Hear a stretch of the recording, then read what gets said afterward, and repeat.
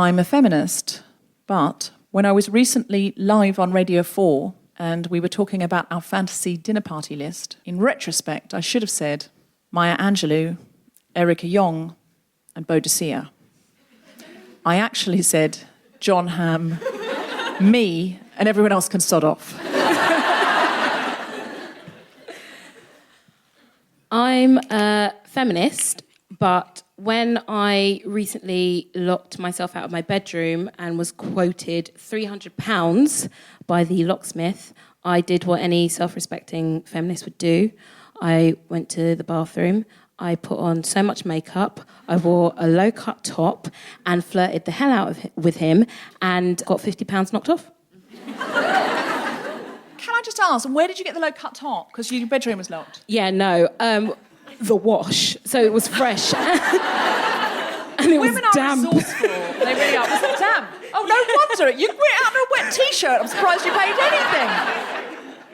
I'm a feminist, but if I were told that GHD hair straighteners would shorten my life by 6 months, I'd want to know how long I had to live. I mean, like, if I only had 6 months left to live, no, obviously I'd just immediately stop using them. If I had a year, no. That's 2 years, no, obviously I would not use them. But if you were like, well, yeah, you're going to be super old, like 101, and it will be the last 6 months you'll lose. I mean, GHD straighteners have really changed my life. I'm not going to lie to you, I would not give them up. I'm a feminist, but when a dear white male friend of mine called me up and said that he wanted to start up a group to discuss and dismantle white male privilege, and he wanted me to be a leader in this group, I told him, yeah, I'm well up for it, but the truth was that I could not be fucked.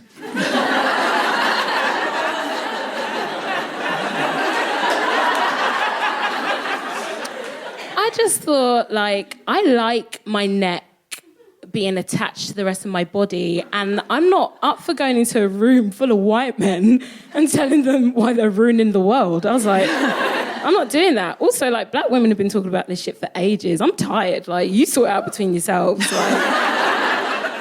I do hear that. Was he going to pay you? No. So what, was it just come along and come along, educate sit us down and just tell us, like, where we're going wrong? I was like... There! That's where you're going wrong. Could you give up a night a week of your free time to come and educate us about how we use you? It was just... I mean, that's just 101. It's wonderful. Yeah, you just say, yeah, 100 quid an hour. Yeah. For sure. Because you know white guys have got that money. At least one of them. got that money. And let's just say, yeah, 100 quid an hour. I'm a feminist, but I sometimes wonder how promiscuous I could be if I were single and a lesbian. And I kind of want loads of lesbians and bisexual women to vote on how hot I am, so I know my number out of 10. It's possible I'm bisexual is what I think I'm saying. Do you know what I mean, though? Does anyone else wonder? Am I the only one that wonders that? You have? Thank you. I have one that I've never found out. Yeah. Okay, what I'm saying to you, lovely women in the front rows, can I come home with you, is what I'm saying. There we go. I'm a feminist, but when I was involved in a car collision the other day, there were two men who got out of their cars and started fighting, and I decided to start crying in order for them to stop, and it worked because I'm really cute and a terrific actress.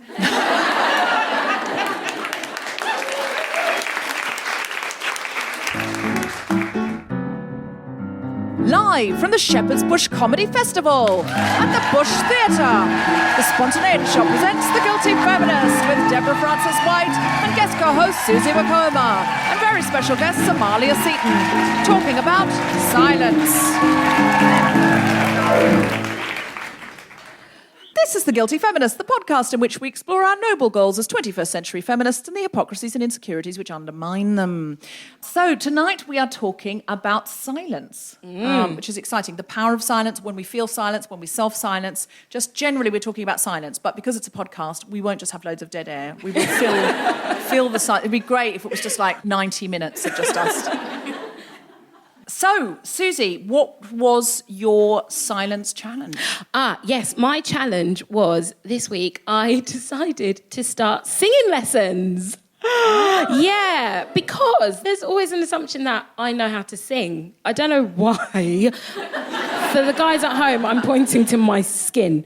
People just think, they'll be like, oh, can you sing? And I'll be like, no. And they'll be like, but you can sing. I'm like, I'm fucking telling you that I can't. So everyone thinks I can sing. But there was a real point when I was at drama school, I went to RADA, and the one class that you have throughout the whole 3 years is singing. And I had a lovely teacher called Craig Barber who used to insist that everybody can sing. I think he was wrong. But he thinks that everybody can sing, and through singing you find your voice and you gain confidence and all this stuff. I used to actually really enjoy it. It was the one place I did enjoy singing.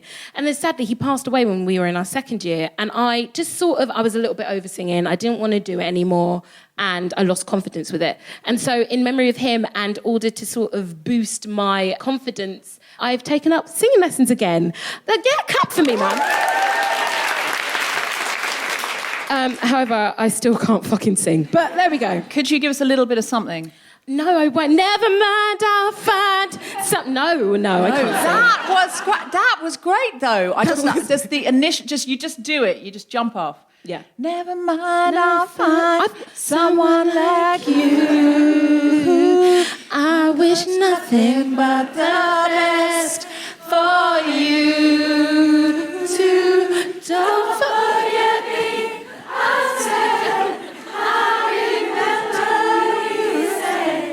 Sometimes it lasts in love, but sometimes it hurts.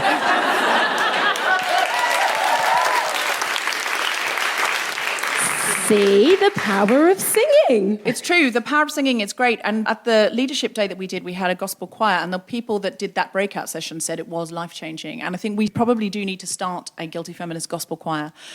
Yeah, man. I would go to that. I mean, I would be obliged to go to it because it'd be called the Guilty Feminist gospel choir. You'd have to run it. Yeah. Oh, no. The women who do this are just unbelievable. And no, I would be very much in the back row going, sometimes it hurts.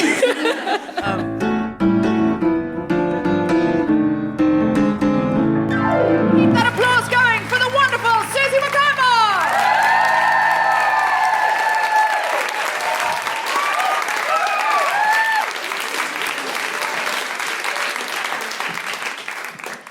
Hi guys, I'm going to just tell you a story. I'm going to tell you a story because I'm an actress and I tell stories and that's what I do. And I have to say that every time that I agree to co-host the Guilty Feminist podcast, it is a little bit of a bravery, defiance, because I can be quite shy.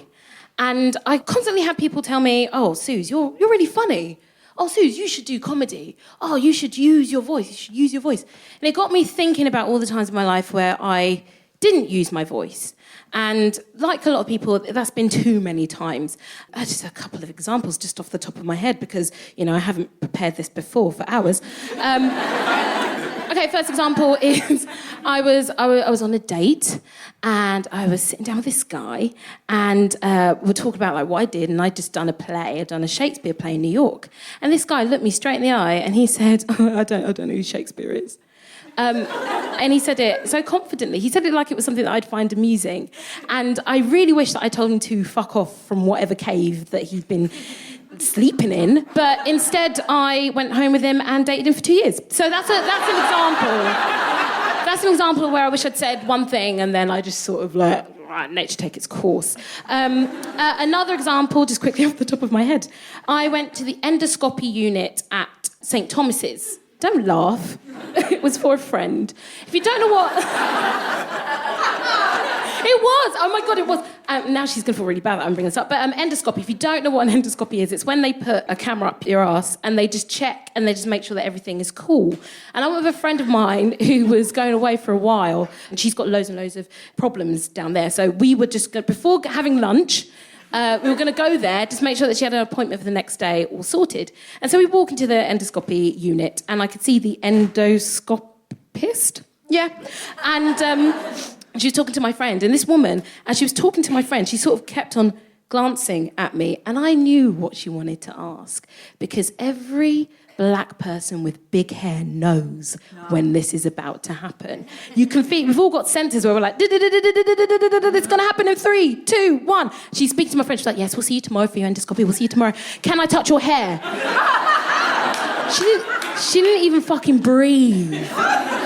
And what I did, I went like that. What I should have said was this. Ma'am,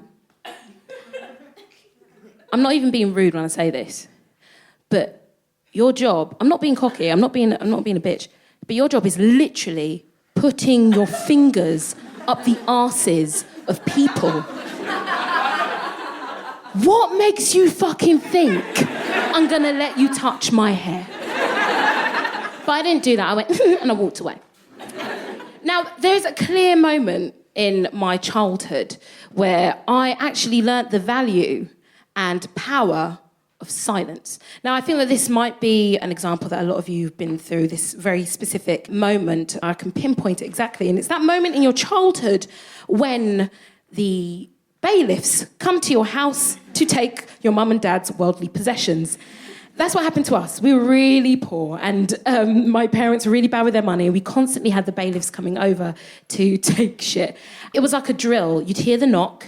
My mum would look at us and be like, get down on the floor. And we'd hit the deck. We'd hit the deck and we'd shut the fuck up. We just knew what was going down. And it was this knock. It was the kind of knock that only drug dealers and poor people know. It's the knock of authority. It's the kind of knock where you know that the other person on the other side of that door has arrived to just fuck up your day. Like, so you hear that knock and you're like, down, hit the deck. But then I messed things up, guys. I messed things up. One day, I lost my mind. And what happened was I was a child, and a child has that point in their life where they find their voice, like a fucking dickhead. So one day, I wanted a twister. I wanted a fucking twister after school. My mum said, no, you're not having a twister. Why do you need a twister? I was like, this bitch is going to try me today. So this is what I did. That night, the knock comes, the knock of authority. So we were all like, all right, my brothers and sisters, they hit the deck. I didn't. I looked at my mum. I kept eye contact. I strode to the door. I opened the door. I looked at the guy and I went, we're not in.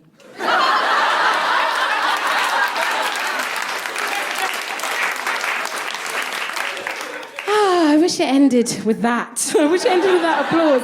It didn't. So they came in. And this time it was for TV licence, and my parents didn't have enough money to pay for a TV licence. So what they ended up doing was something, I've never heard this before. They installed a meter that was attached to our TV. And any time we wanted to watch TV, we had to put £1 in, which equal an hour. And then they'd come at the end of every week, they'd empty the meter, they'd take the money, and then we'd have to keep doing that until we paid our TV licence. And so when people tell me, Suze, you're really funny. You should use your voice. You're so sassy and great. You should use your voice. I think back to the hours, the weeks that we went without TV. I think back to me looking at that bailiff, thinking that I'm all sassy and funny with my little line. And I think about the hot backhand that my mum gave me. And I just think, you know what? Sometimes it's all right to shut the fuck up. Thank you very much, guys.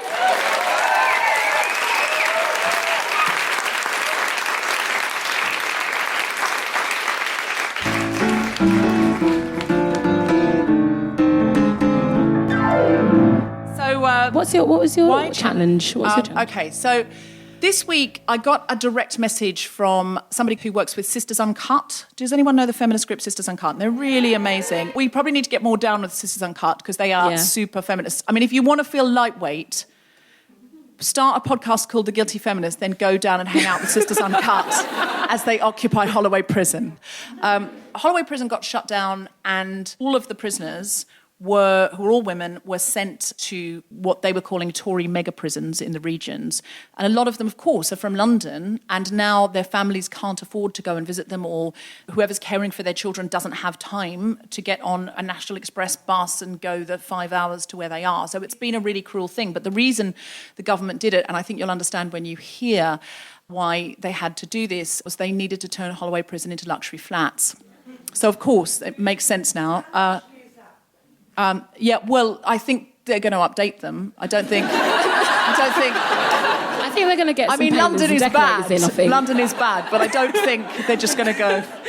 I mean, they might. They might. I am being sarcastic when I say, of course, just in case that wasn't clear. Of course, the government had to do it because they have to turn everything into luxury flats. Anything in North London, I have said to my husband at times, presumably at some point we will get the notice from the council that we are being turned into luxury flats. It is. I mean, it's an endemic. Yeah. We live in Camden. There'll be nothing in Camden for the people in luxury flats to do because the Crown and Goose has gone, the Black Cap's gone. They're just.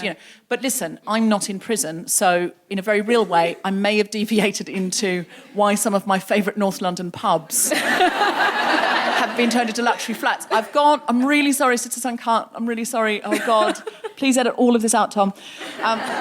So I went to visit Sisters Uncut because they had basically they'd found there was a window open at the Holloway Prison Visitor Centre.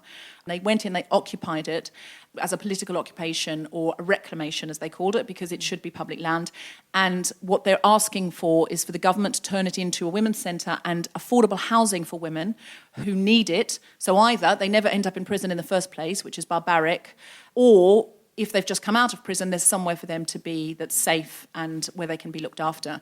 The government obviously really immediately got on that, and they did, because they sent down loads of police. And so the police were just outside for a couple of days until eventually they went, okay. And so they've stayed there for a week, and it was truly amazing.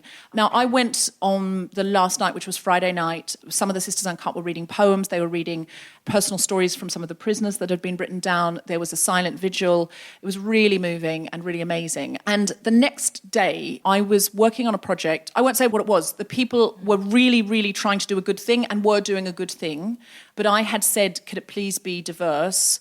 Because already the two leading roles in this piece were two white women. I was one of them. And I said, can the other women in it, could we go for diversity there, please? And gave them a list of names. And when I turned up, I looked down, and there was some women of colour, but there were no Asian women, and it was something political, and it was specific. And what I normally would have done is this. I wouldn't have been silent, but I would have done this.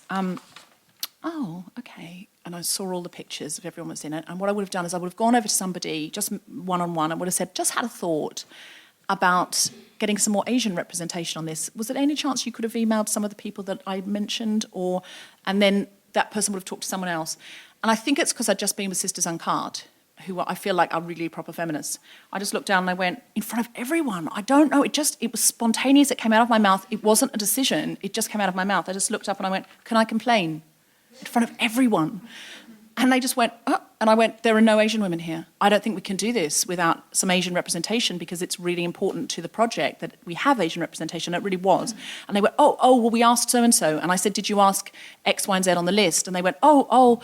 And then they went off and they did something about it. And we turned it around, basically.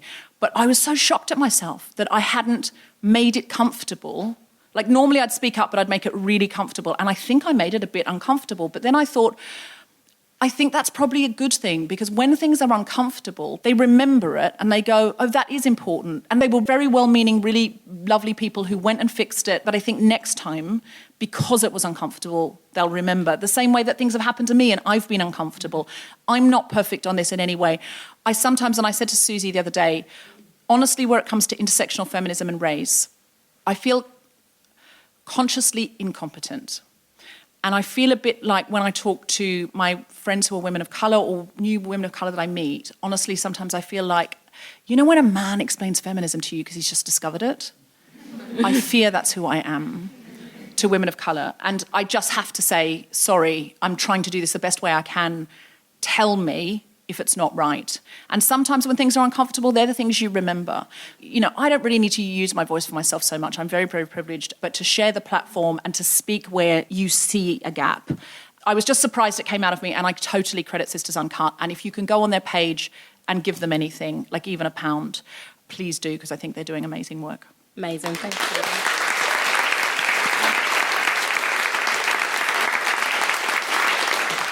But no, it's really, we've had so many conversations, and I feel like my involvement with Guilty Feminist isn't you sort of going, here's my privileged bit of thing, like come and tell us about all the black women and how you will feel. It's been a case of, firstly, it's a comedy, so if you're not funny, you're not invited. And, but like, you know, that's the point of it. But also, like, a lot of the conversations, I can tell that you are so conscious of not being full of all the information, which no one is, but sometimes that fear can stop you having the conversation or asking questions.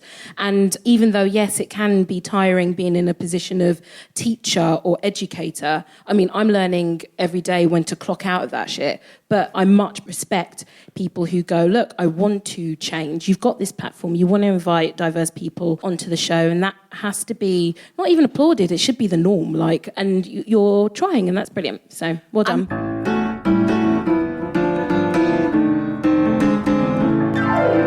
Please welcome to the mic, Deborah Frances-White.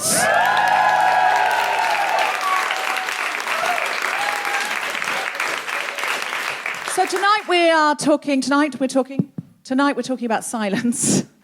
And is this thing on? Switch it off. Yeah, tonight we're talking about silence, and I'm quite interested in the power of silence, because I think as women we often think, I was silenced in that meeting, I was silenced, he talked right over the top of me, and he stole my point, and then everyone gave him credit, and I was silenced. But I think we sometimes underestimate the power of silence.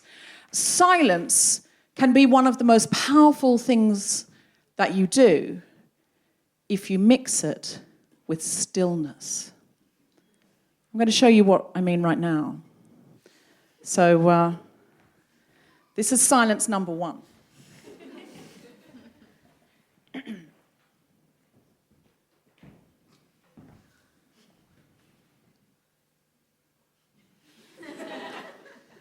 What's your name?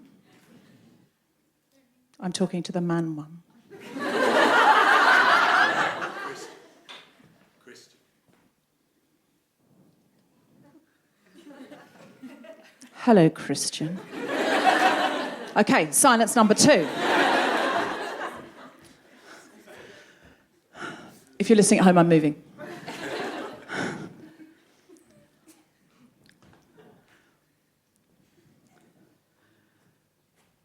What's your name? Christian. Okay, hello, Christian.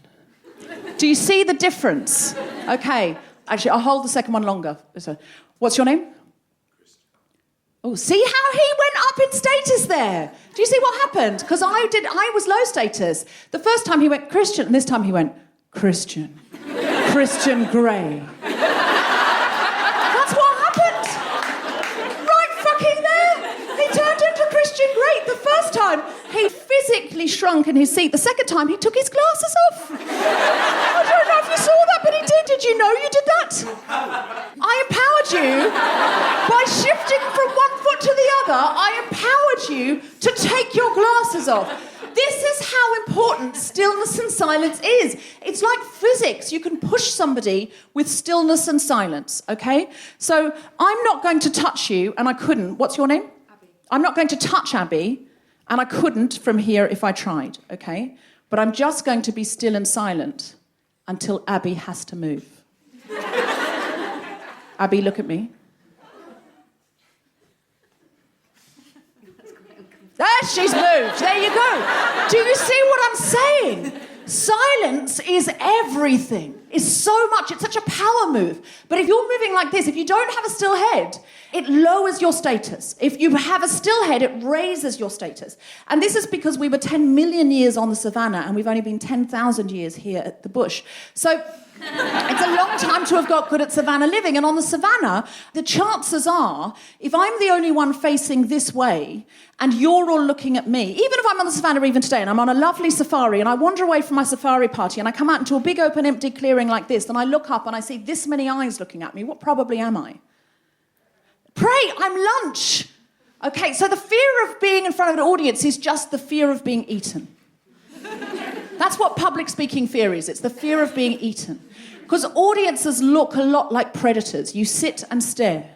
You're silent and still like lions. Think about lions in a nature documentary. They sit and stare. You don't see busy lions. They're not potterers, the lions. And the lionesses actually hunt. It's true, the lionesses hunt. It's not the lions. The lionesses hunt. And the lioness will see the gazelle, and the gazelle will see the lion, and the gazelle will go small, indecisive movements, and the lionesses get stiller. You'll even see your domestic cat do this. The lioness will get stiller and stiller and stiller, and they wait to see which is the twitchiest gazelle because that is the easiest one to catch. And when the lionesses move, they move with purpose. You do not see lionesses going, shall I get this one or shall you? No, we go together, that'd be lovely. No, I've got the last one. No, it's your gazelle. No, it's your gazelle, it's your gazelle, it's your gazelle. No, I shouldn't. We could share it. Gazelle's fucked off, hasn't it? That's why they don't do that.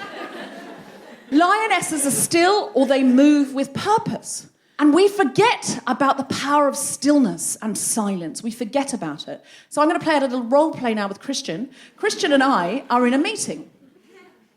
And Christian says something that is sexually inappropriate. It's like sexual harassment. So, like, your tits look great in that top. Just in the middle of a meeting. So we're talking about, I don't know, let's say we're talking about briefs, not underwear, that's wrong. Like, let's say we're just talking about, I don't know, what do you do, Christian? What's your job? Are you a lawyer? Great. Okay, what kind of law are you in? Employment law. Okay, so you probably swerved this one because you know do you do many sexual harassment cases, Christian? Tons of them. How has this happened? So I'm going to say, I think what was said was inappropriate, and Christian's going to say something like, well, I understand why he might have been a bit inappropriate with you. Okay, something that's like borderline, but you just go, what? Okay. Oh, hold on. Yep. Is this on? Yeah. Are we permitted a feminist side note? My girlfriend just apologised that I've been fingered. Favoured? Well, don't you do a podcast on apologies? Yeah. My girlfriend just apologised that I'm involved. What? Apologise to who? To me. Oh, I see. I just thought it was I'm sorry. interesting from the perspective of your material.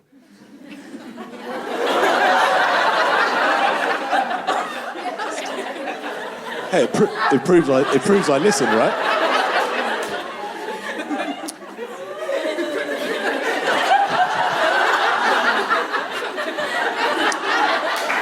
It is of interest.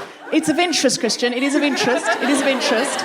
It is of interest. What you've done is you've shopped your girlfriend like you're in a police state. There's one here, we've got an apologiser. It's not the Handmaid's Tale.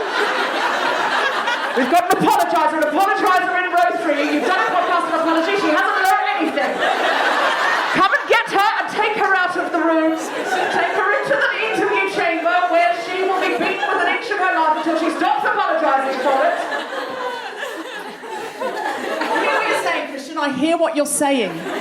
I hear what you're saying. All right. Okay, so we're going to play this out. It's going very well.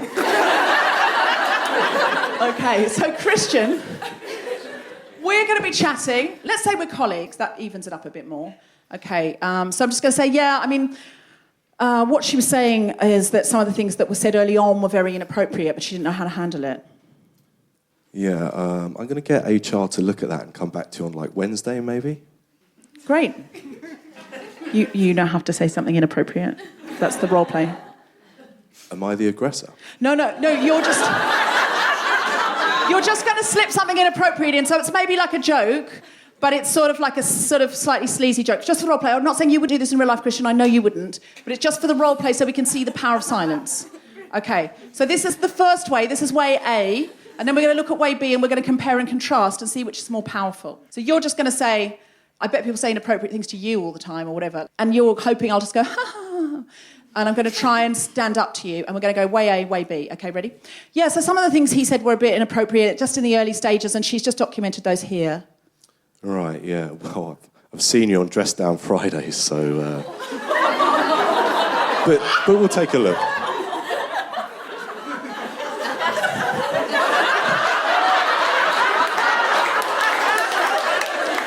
Okay, this is way A. Christian, I think that's really inappropriate, and I can't even believe, like, you're in employment law, and It's just absolutely bizarre that you would speak to me like that. And just makes me feel really uncomfortable. And I just feel like you just don't think it's hard for men sometimes to understand how upsetting that is. And I know that's a joke to you, and I do understand that's a joke to you, and I do understand it. It's just like now I feel really unconscious. I feel self-conscious about dress down Fridays, and I feel like I can't dress down on Fridays now. I feel I have to dress up on Fridays, if anything, cover up. Like I feel I have to be neck to knees. That was one time anyway and I know that miniskirt was a bit short, but it wasn't. I had tights on. Okay, so that's way A. Okay, so you do stand up, you do say something, you're not silent, okay, but this is way B, okay. Some of the things there were a bit inappropriate. I mean, they seemed inappropriate to me anyway, so, just take a look. Yeah, well, I've seen you on Dress Down Friday, so I'll take a look anyway.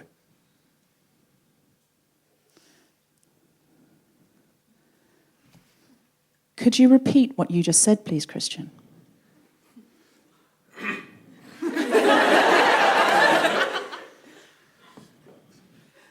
So, I have before now seen you on Dress Down Friday and could see why someone would say that. Right, I'm just going to grab my phone. Hold on. Just going to audio record. Good. Would you say that again, please? Shit, no. Thank you very much! Power of silence.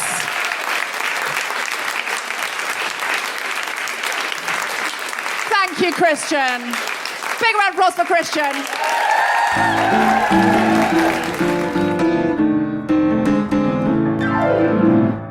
Hello, it's Deborah from The Guilty Feminist. Briefly interrupting this episode of The Guilty Feminist to ask everybody in the UK to support the Scrap the Cap rally for the nurses on the 6th of September. Please go to rcn.org.uk for all the details and follow our Twitter feed because we will have a group of guilty feminists there supporting the nurses at Guilt FemPod, and you can hear all about that. It'll also be on our Facebook group. If you are in Australia or New Zealand, we are coming to you on the 18th of October, the 19th and 21st of October. We are in Sydney. Now, the 19th and 21st are also sold out, so we've just put an 18th of October show on. Go to Giant Dwarf, where you can get tickets. On the 20th of October, we will be in Brisbane at the State Library of Queensland, and we'll be in Auckland on the 28th of October at Auckland Town Hall, with the possibility of another show there. Now, if you're in Melbourne, The Guilty Feminist is going to be part of the Festival of Questions on the 15th of October. Right now, you can buy a ticket for the whole day of the Festival of Questions, all of the events, and I am going to be on the bill at various times throughout the day, so please buy a ticket for the whole day if you can. If you just want to come to The Guilty Feminist, which is one individual session of the Festival of Questions, you're going to be able to do that from the 4th of September. Right now, you can just buy the day ticket, but from the 4th of September, you will be able to buy a ticket just for my session. So please check out Melbourne Festival of Questions. Hope to see you at one of those.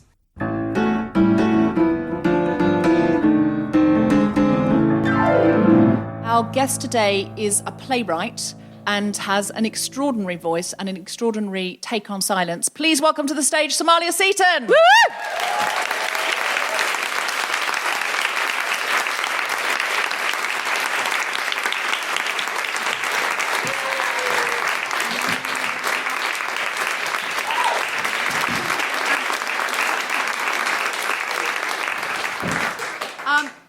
Happy to have you here, Somalia, because you are a playwright and we are at the Bush Theatre, which is famous for new writing. Yay! I love the Bush. The Bush did this amazing thing called Black Lives, Black Words, which actually started in Chicago in America, and it was all around like different states, and they brought it over to the Bush a couple of times, and then the Bush put some serious welly behind supporting it and getting commissioning writers, one of them being myself, and collaborating with the creators of Black Lives, Black Words, and we had an amazing thing. There was poets, there were singers, there were guest artists, it was just fantastic. It was the most electrifying piece of theatre, or it's more than theatre actually. Yeah. It was like an event, and we all watched it protest style, so things would pop up around the space.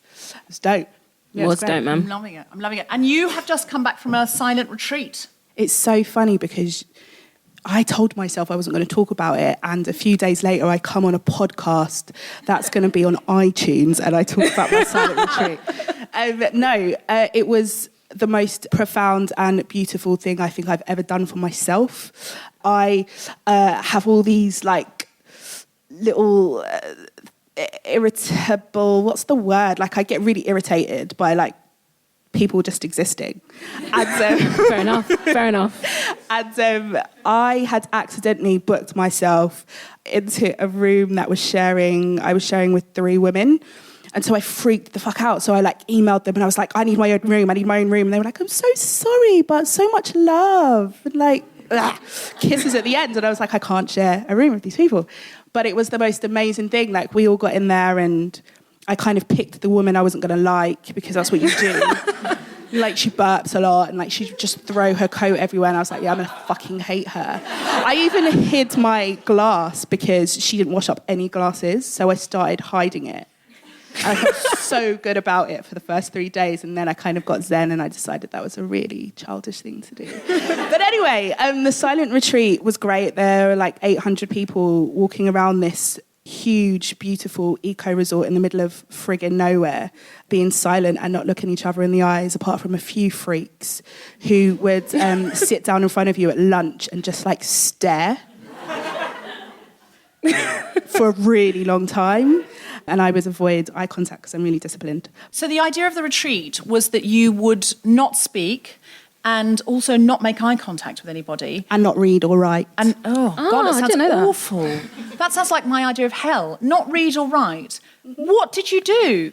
Presumably you had your phone.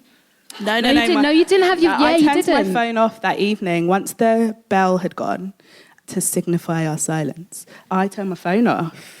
And then there were other people in your bedroom. Yeah, but they became like my best friends. We didn't speak at all. And I was so sad on the coach back when I was like, I didn't hug the woman that was in the bunk below me. You didn't know their names or anything like that? I remember there was one that was always farting. It was the same one that would throw her stuff everywhere and that I hid the glass. I remember her name. And I remember another one. Maybe don't say it. Don't I won't. say it. I won't. I genuinely loved them. Like, it's not one of those things where people go, oh, I love you, and they don't. You know when people say love you at the end, you're like, I don't even know you. But I love these women. I'm such a hippie. I loved everyone. It was great. And what do you think it gave you as a woman or a feminist? What expectations were you allowed to shed by this sort of silent, no eye contact experience? It's funny what you were talking about before about your experience with Sisters Uncut and when you shocked yourself into speaking. I think women, like, we're constantly in that kind of push-pull of, I need to use my voice right now, or I can't use my voice. I am constantly like, is this the time where I speak? Or am I going to make myself a scapegoat? Do I need to be quiet? Like, that is so much noise in your head, and what it allowed me to do was just be. And I think a lot of times, I certainly feel as a woman of colour, as a black woman, as a 6'1.5" woman, I constantly feel like I can't just be, which is a lie. It's a fucking illusion. Like, it's a part of being in this kind of vacuum that we call society that teaches us what's intimidating or teaches us what is vulnerable or what it means to be vulnerable, what it means to be intimidating, what it means to be someone that's powerful, what it means to be someone that's a little bit too apathetic. And actually, a lot of that is just an illusion. You can just allow yourself to just be, and it gave me that. So do you think sometimes when we're making assumptions, because you and I talked about being tall women, and you're taller than me, but I'm a tall woman, that people often say you're intimidating? Do you think you stretch that out and you decide everyone's intimidated by you? Is that what you're saying? And actually half the people aren't even looking at you or don't even care about you? No, fully everyone is, because I'm well intimidating. No, I think there is truth in our projections and us. I think that we can project stories onto other people. I think there is truth in it for myself. People constantly come up to me, like, on maybe the second time meeting me, or if we're in constant contact, maybe the second day, and be like, oh, you know, you're so cool. You are so cool. You are so funny. I was so scared to talk to you. Yeah. So intimidating. And I'm just like, what do you want me to do with that? Where would you like me to place it on my body? It's just so boring. So those things are true, but also you can walk into a space and you can expect people to be intimidated, and I can project that onto people. Yeah. That's my ownership of that. Do you think there's an extra layer being a black woman as well, that when you sort of like, oh, you've intimidated me, that's actually, it's a really unkind, unhelpful thing to say, that you've intimidated me. If that has been a true experience of yours, maybe just don't share that. Yeah, but also as well, like the sort of goalposts, I think, for intimidation, in my experience, they move. So I'll literally see somebody else who is white be assertive in a certain way, and I will do exactly the same thing. And because it's coming out of my mouth, it's all of a sudden worse or harsher, and that can be incredibly exhausting. But I do feel I'm learning to still be assertive when I need to be and speak up when I should, without worrying about people's reactions. And I just give that person the space to feel whatever they're feeling and wait for them to calm down, and then sort of go, well, what about that was scary? But even that position sometimes is so fucking boring. Sort of going, how do you feel? Like, why do you feel that way? Oh, and sort of not being allowed to own your anger sometimes, because sometimes I'm pissed off and you should just be able to deal with it, I feel. I used to get so much slack. One of my teachers at drama school, the head of my course actually, he used to be like, Somalia, your school plays so small. And when I started drama school, I would like literally hunch over, and I learned during that time why I was doing that. And it's like making yourself more kind of accessible or friendly, or you're friendly. I mean, some friggin' teacher would be like, you're such a friendly giant, Somalia. You're too hesitant, you know. You need to move quicker, and you need to be faster, and don't be so generous. And actually, the older I got, the more I realised how much I was overcompensating, because I was expecting, and a lot of the time I was right, my instincts were right, but I was expecting people to be scared of me, so I was trying to make sure people weren't. I was specifically, a lot of the time, trying to make sure that white women were not scared of me. Oh my God, and men. Like, I remember being at sixth form, and it really wasn't diverse, and you're like 16, so like everything's a big deal. And boys would come up to me and my mates, and I remember like my best friend, she's still my best friend, Lucy, she's white, they would hug her and they'd be like, hi, and all my other white friends, they would hug them, and then they'd come up to me and they'd put their fist out to like spud me. Fist pump, I think we're calling it. And I would just be stood there like, oh, that's a really strange thing to do, and not really knowing what to do with it. Now, being in my 30s, it still happens in a different way, where you notice that men don't see you as a vulnerable woman, or even actually sometimes as a woman. Yeah, sometimes I feel like men, when they meet me, they either are really overly sexual, or they are squaring up to me. Like, it's the strangest thing ever. So that's like, in my 30s, that's the fist pump I get. Yeah. I noticed, just because my job is so social, and so I'm in, the thing with acting is that you're constantly getting a new job if you work, if you're lucky enough to work. You're constantly meeting people, you're constantly having to start again. Hello, my name's Susan. Da, da, da, da. And because I've been doing it for so long, since I was a kid, I notice the patterns, and it doesn't really affect me anymore, but I notice the patterns of behaviour, which is people are sort of a little bit more reserved. They sort of give me my space a bit more, and it's normally by like week 2, people sort of go, you're really funny. You're really cool. They then have to talk about the observation of, do you know what? I felt that you were like this, but actually you're like this. And it's really weird conversation being told what people think about you all the time. What they thought about you. Think. Yeah, what they used to think. All the time. And is there something... when I'm a white woman, and if you're listening at home, I'm a white woman, and and I'm starting to realise more and more the power that white women have at times. For example, if I was in trouble, I could always run towards law enforcement. And if I make a sort of vulnerable shoulder like that, I will have a certain expectation that people will look after me if I start crying. Mm-hmm. And you were telling me a story. I feel like, I mean, before I go into that story, I've had, just as a general, several women that have done some really not very nice things to me cry to me when they've done it. So when we've been together and there's an opportunity for us to have like, just a grown-up conversation and say, oh, I was a bit shit, and me say, I was also a bit shit. Instead, there's just been tears. There was this one particular situation where I had like a work event abroad, and there was this big meeting and everyone was in the room, and This meeting was after I had heard through the grapevine that this particular person had said some not very nice things about me and that were a little bit inaccurate, and they found out that I found out. And so when we attended this meeting, I mean, I'd spoken to, like, literally, I try and work on not being so reactionary at this point in time in my life. So whenever I think I'm about to lose my shit, there are like a list of people. Like there's a notebook. Like if I'm about to lose my shit, you can find the notepad where there's like a list of people you can call beforehand. And so I called my mentors and spoke it through, and they were like, just be really graceful and just leave it. Like, this doesn't serve you. This conflict doesn't serve you. So I walked into this meeting thinking everything was cool, like hugging everyone. And then I went to get up and go and have break with everybody else. And this person physically stopped me from leaving the meeting space after everyone left and burst into tears. And I must say that I get it. I get all of that. I get the emotions that were involved in that. I get it because I am a shit when I want to be.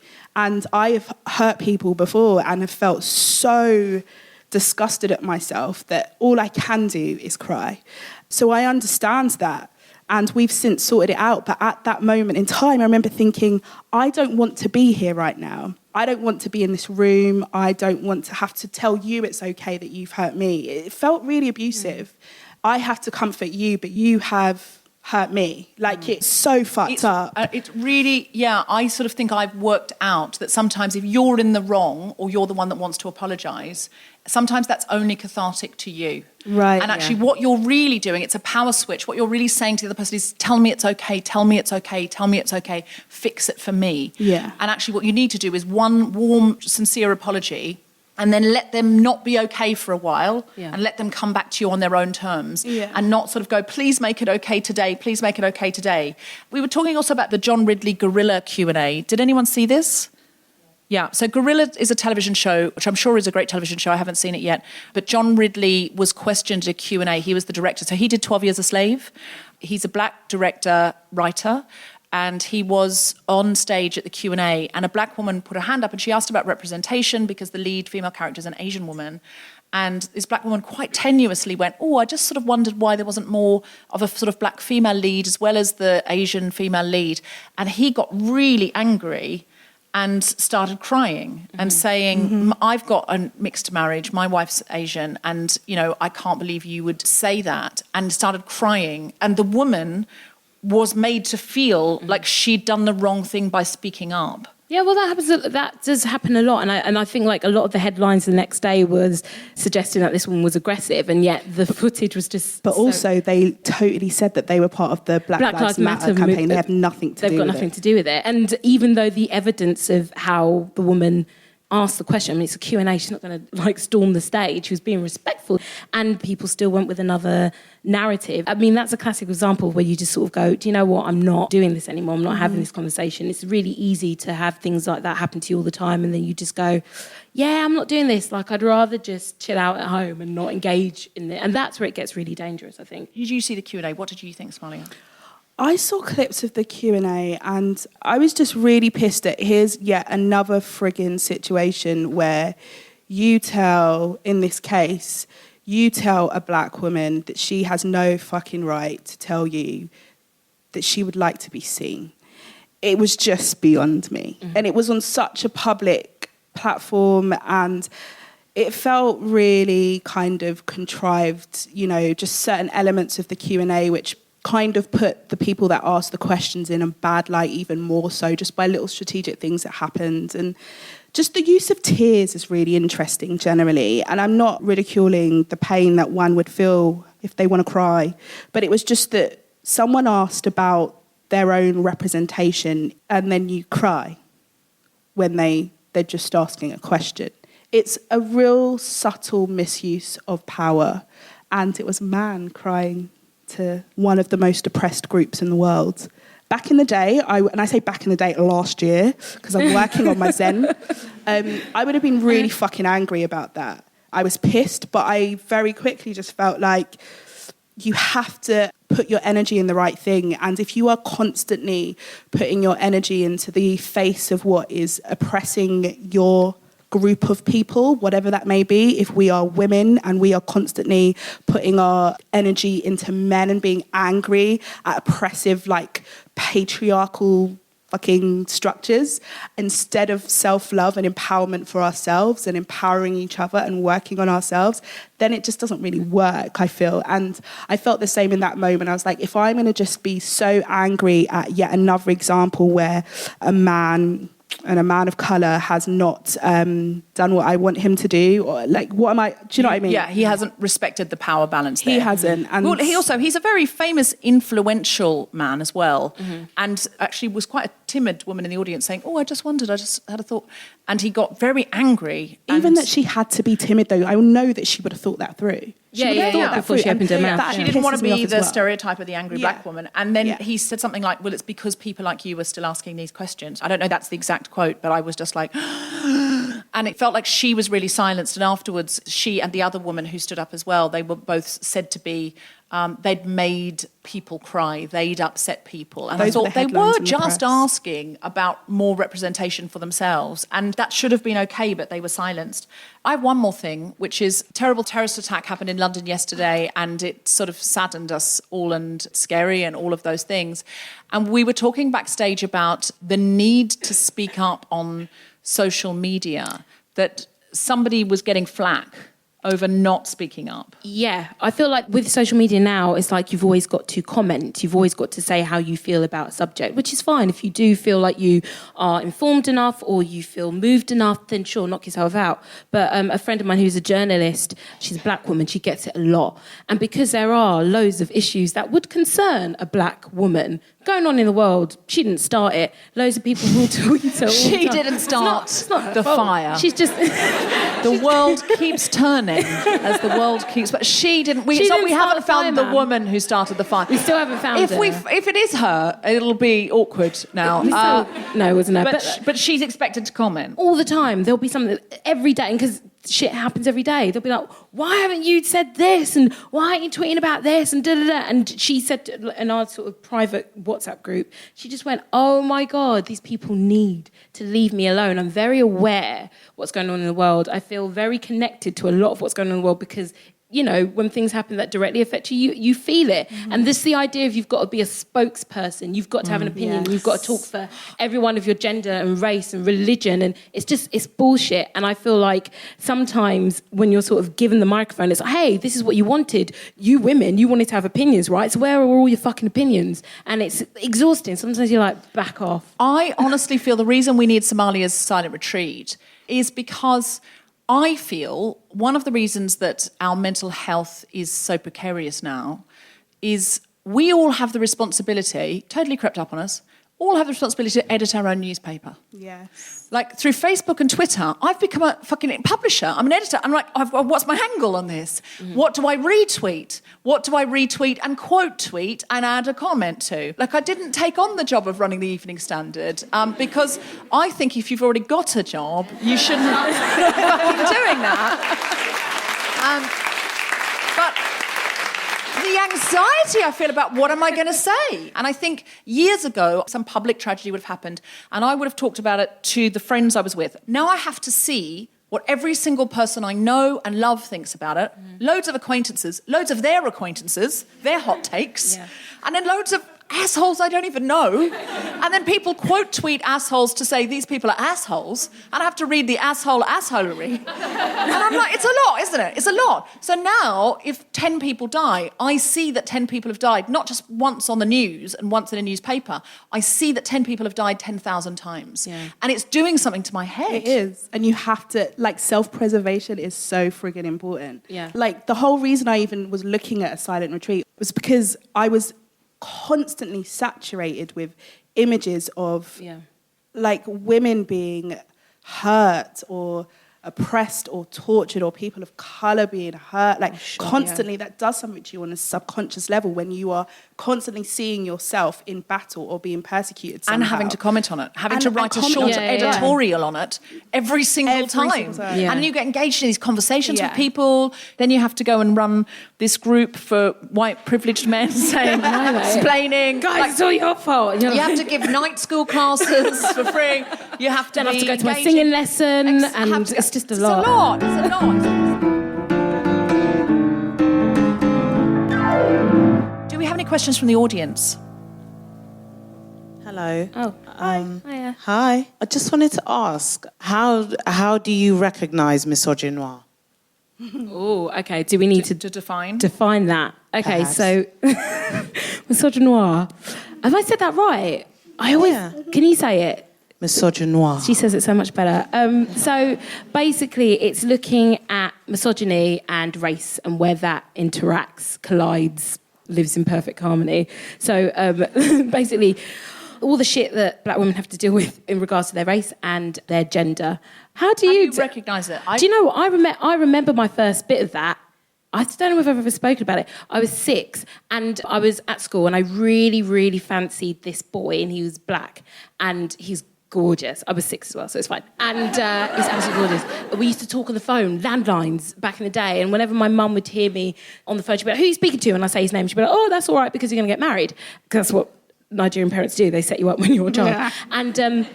And then one day I asked him out because I was that kid. I was a kid. I was like, let's do this.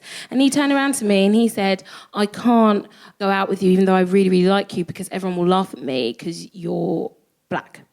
And this is a black boy saying this. And this is when I realised that there was a notion that in order to have a partner, in order to excel at life, the partner that you would have by your side as a black man in order to be elevated had to be lighter or white. And that was my first bit of experience when I was 6. So I'm pretty hot at spotting when that shit arrives because I've had experience. Yeah, that's really interesting. One last thing on silence. I think it can be a great negotiating tactic, and I want to know if you guys have had this. So a friend of mine, she's in the arts, and she'd been working at £8 an hour and loads of work for free, and she was up for something for television, and it was the very first time she didn't know what the person was going to offer. The woman opposite her at the table who was going to offer her this job said, oh, so-and-so's spoken so highly of you, so this is a television job and blah, blah, blah. So we'd be looking at offering you £1,500 a day. And my friend she said, I just didn't know what to do. She said, I was just so shocked. So she said, I just sat there and I just stared at her and just said nothing. And for ages. And then the woman went, I'm so sorry, I've insulted you. I can go up to £2,500. She just went, and she said, I had to just go, I just thought, right, I'm just going to go, okay, yeah, that's sort of more what I was thinking of. In that region, I mean, if you could go up to 3 at some point, but 2.5 is a good place to start. And she said, I just blagged it out because I realised I'd accidentally, through silence, negotiated. And I recently had the same thing. I missed an email, I just didn't see it. I have so much spam, I'm on all these ridiculous lists. And I just didn't see this email. And I got an email from somebody saying, we haven't heard back and we understand, you've got it going on. We've been able to revise our offer. And they'd offered me double what they'd offered me in the last email. I just hadn't seen it. And they just thought I had been insulted. I'd put it immediately. I deleted it in fury. I hadn't fucking deleted it in fury. Have you ever had this where silence has been your friend, either through you being speechless or you being unknowing? Every time my partner pisses me off, and I'm silent, I get something. I'm a feminist, but I love it. He's probably going to hear this now. So Yeah, he's good. Now he knows, man. But yeah, leave your boxes in the bathroom. Going to be silent about it. There'll be 5 there. I'll be silent, and then he's aware that I'm being silent. He may cook a meal the next day. He may give me a special sexual treat. I don't know. There could be several things that happen. So you're hoping he leaves his pants. Do you ever go into the dirty laundry and pull out pants and throw them on the floor? Somebody comes and thinks, oh shit, I've left them there again. There's a possibility. Susie, have you ever been silent? Has it worked in your favour? I'm trying to think. I think the only time that has worked in my favour is when I'm kind of bad at replying to texts sometimes, and I just haven't texted a dude back, and they're like, wow, this girl, she's so busy and elusive, and I'm not. I'm normally in my pants watching Orange is the New Black. And they just think that I'm really alluring. And I think sometimes when I'm silent and when I sort of rest my face and I stop smiling, which I smile quite a lot, but when I sort of do that, it just looks Yeah. If you're Thank listening you. at home, Susie has just slayed this audience with a look. Yes. She's coming on to the audience, actually. I am a little bit. But basically, whenever I sort of be quiet and just sort of let all emotion go out of my face, people think that it's incredibly powerful. Well, so when I look does. bored, I look incredibly powerful. It's one of the greatest negotiating tactics. We always think we have to fill every silence, and it's a low status thing to go, I can't waste any of your time. Just try pausing before you speak more often, because it sends a message to your brain and the room, my time's valuable, and it's okay. It's okay for me just to sit in the space. And it gives your brain longer to give you a complete thought. Now, what Tom's doing now he's using silence. He's using silence to say the show is over. I know, right? Yeah, he's basically intimidating us. Spread. Yeah, absolutely. He's using Spread their silence. Yeah. So just all we need to do before we do the closing titles is to check in with Christian. Have you had a good show, Christian? Loved it, thank you. You've enjoyed it? Well, which was the best bit? Poor Christian. Yeah, sure. Bit featuring Christian.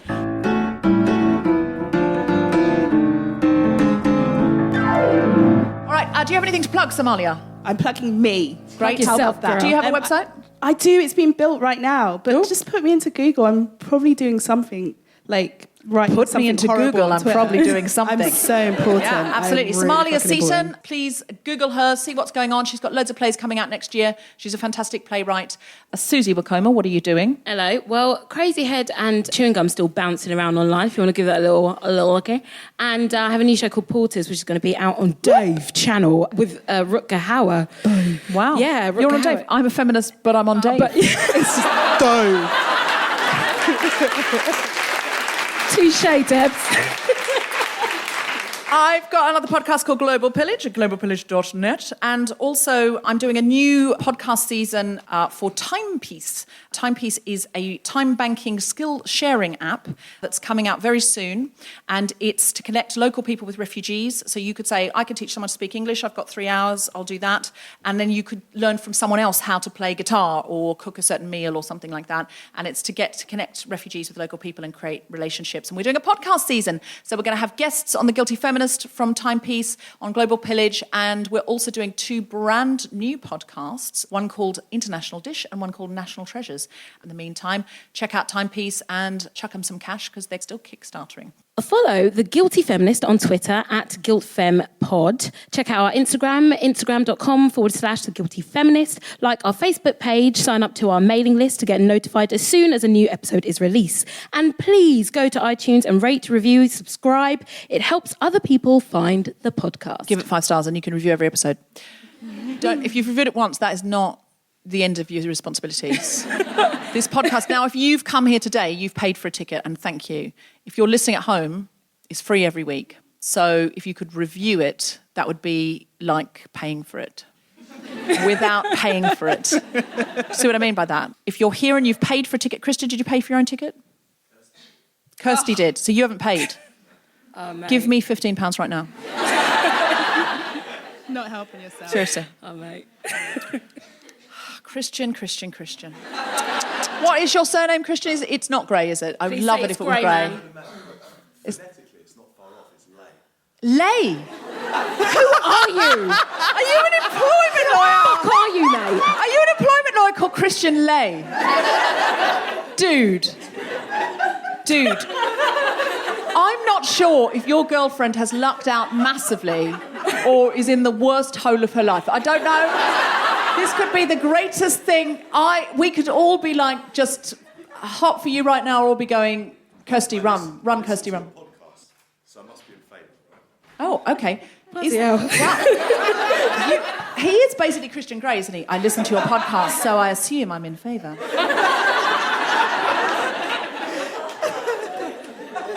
much fun. I'm a little bit aroused, I'll be honest.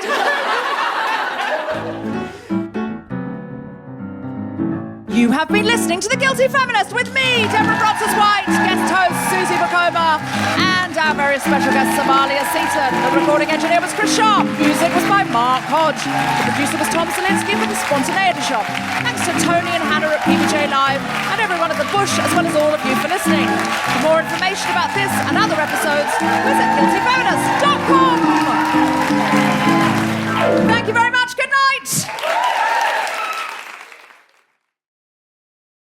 Terrible thing happened in London yesterday, so if you're listening to the podcast, this will be in the future.